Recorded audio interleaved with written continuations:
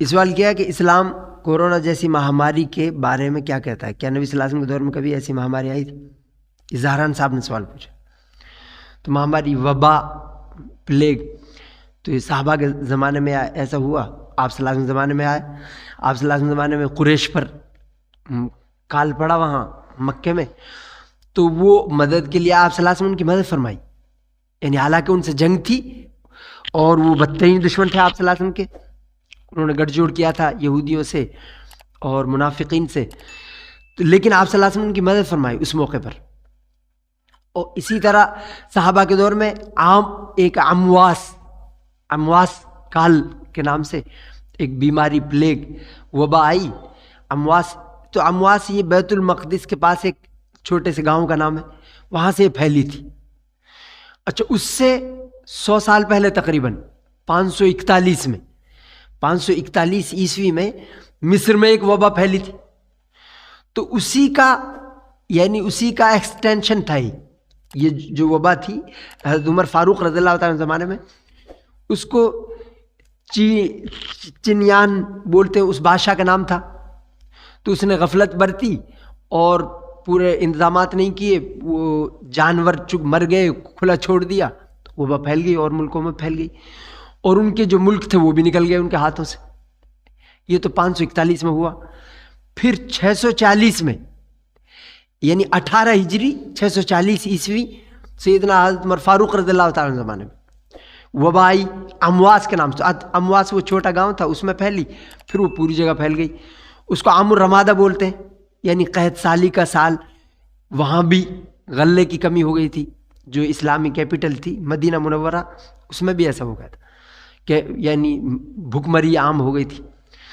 اور پھر آپ تشریف لائے سیدنا حضرت عمر فاروق رضی اللہ تعالیٰ عنہ. یہاں کے جو گورنر تھے حضرت ابو عبیدہ ابن جراح رضی اللہ تعالیٰ عنہ تھے، وہ وہاں گورنر تھے اور کمانڈر ان چیف تھے.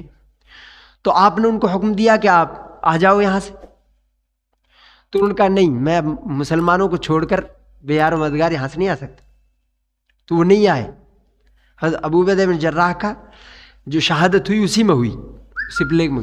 حضرت معاذ بن جبل رضی اللہ تعالیٰ عنہ، ان کے بارے میں آپ نے فرمایا عالمہم بالحلال والحرام، کہ حلال اور حرام کے صحابہ میں سب سے بڑے ماہر تھے وہ. ان کا بھی انتقال اسی میں ہوا. یہ بھی یہیں تھے، وہ ان کے نائب تھے معاذ بن جبل رضی اللہ تعالیٰ عنہ. پھر حضرت عمرو بن عاص رضی اللہ تعالیٰ عنہ کو بنایا گیا. آپ وہاں سے ہدایات دے رہے تھے حضرت عمر فاروق، اور آپ نے پوچھا کہ اس وقت کیا حکم ہے، آپ صلی اللہ علیہ وسلم نے کیا فرمایا؟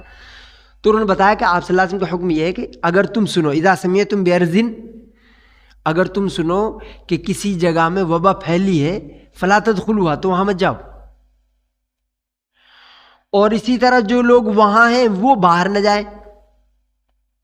تو آپ حضرت عمر فاروق رضی اللہ تعالیٰ عنہ وہاں تشریف نہیں لائے، وہاں کے حالات معلوم کرتے رہے، تو ضروری ہدایات دیتے رہے. پھر آپ نے حضرت عمرو بن عاص کو وہاں کا گورنر بنایا، ان کو ذمہ داری سونپی اور ان سے فرمایا کہ پہاڑی علاقے میں چلے جاؤ. تو وہاں سے پہاڑی علاقے میں منتقل ہو گئے اور پھر وہ وبا تھم گئی. تو وہاں حارث بن ہشام، یزید بن ابی سفیان، حضرت معاذ بن جبل، ان کی 2 اہلیاں، ان کا انتقال ہوا، 2 بیٹوں کا انتقال ہوا اسی میں. تو بڑے صحابہ تقریباً 30,000، مورخین کہتے ہیں تقریباً 30,000 لوگ اس میں شہید ہوئے اس پلیگ میں. لیکن انہوں نے اسے، وہ جو مسلمان اس میں شہید ہوتا ہے وہ اللہ کی طرف سے اسے شہادت کا درجہ ملتا ہے، اور غیر مسلم تو وہ اللہ کی طرف سے گناہوں کی سزا ہے.